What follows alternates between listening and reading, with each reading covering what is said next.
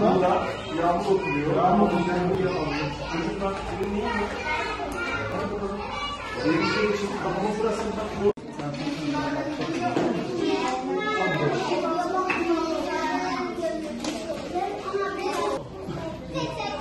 Teşekkür ederim.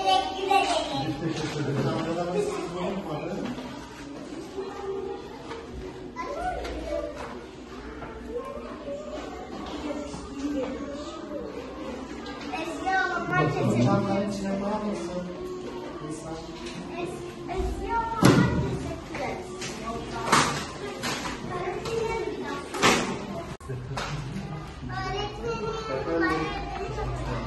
Bunları şimdi çantanıza bırakın. Bunları biz isteyeceğiz. Okula gidiyoruz.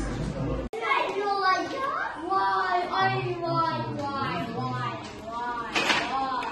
Bende ne iş kalır? Vay, vay.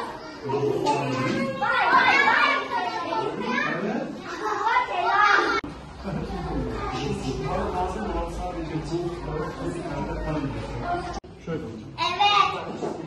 Kaplumbağa oyunu yeniyor. Bunlar da o şekilde olacak. Kaplumbağa.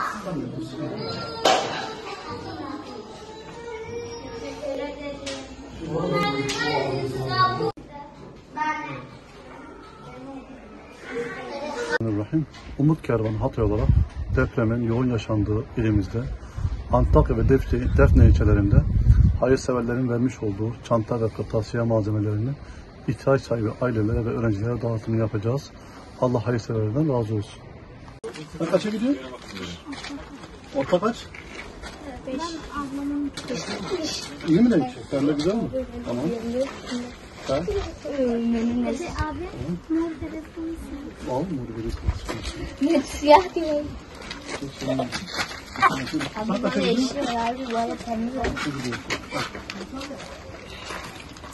Hadi canım çeker. Canım çekiyor. Abi de siktim.